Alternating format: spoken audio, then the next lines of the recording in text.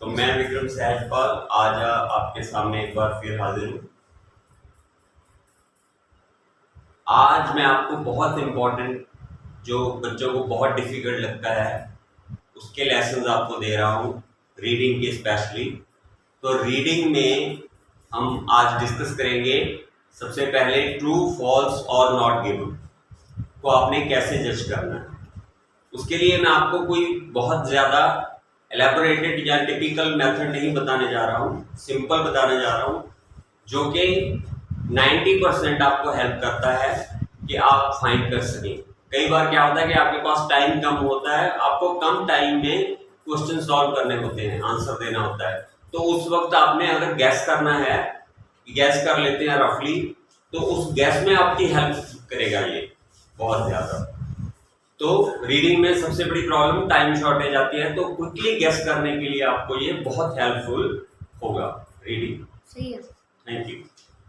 हाँ जी, तो रीडिंग में हमें जब रीडिंग करनी है तो इस बात का ख्याल रखना है, आप अगर गैस कर रहे हैं तो अगर ये वर्ड्स हों तो 90% चांसेस होते हैं कि स्टेटमेंट ट्रू होती है। Certain, some, most, can, is possible, may, sometimes, frequently। और अगर ये स्टेटमेंट्स में आप पढ़ते हैं, ये वर्ड्स आते हैं, तो स्टेटमेंट 90% फॉल्स होगी। Always, fully, completely, whole, all entirely, daily या must, is significant, is critical, any, little, never. और अगर स्टेटमेंट में आपको ये वर्ड मिलते हैं तो इसका मतलब स्टेटमेंट 90% नॉट गिवन है। Less than, more than, higher than, greater than, bigger than, has increased, rapidly, in dash. यहाँ पर कोई कंट्री का नाम हो सकता है या प्लेस का नाम हो सकता है।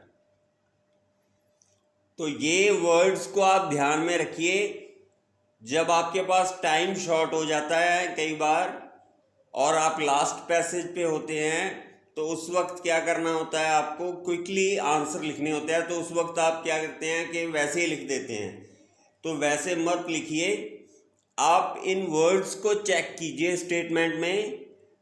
इनके अकॉर्डिंग जो स्टेटमेंट में आपको वर्ड मिलता है उसे आप ट्रू, फॉल्स या नॉट गिवन के थ्रू अपना आंसर सबमिट कर सकते हैं।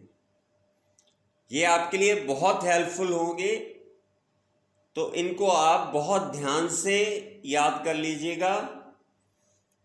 इससे आपको ये हेल्प मिलती है, मैं रिपीट कर देता हूँ, कि अगर आपके पास टाइम की शॉर्टेज हो तो इन वर्ड्स को अगर आप जानते हैं तो आप बहुत आसानी से ट्रू, फॉल्स और नॉट गिवन में डिफरेंस कर सकते हैं कि कौन सी स्टेटमेंट क्या है। और वैसे भी आपके लिए आसान हो जाता है ढूंढना। अगर आपके पास टाइम भी हो तब भी आपके लिए आसान हो जाता है। इन स्टेटमेंट्स के आधार पर ही स्टेटमेंट्स को ट्रू, फॉल्स और नॉट गिवन ठहराया जाता है। तो मुझे पूरा यकीन है कि आप अच्छी तरह से इसे करेंगे और इम्प्लीमेंट करके अच्छे बैंड्स लाएंगे। Thank you very much.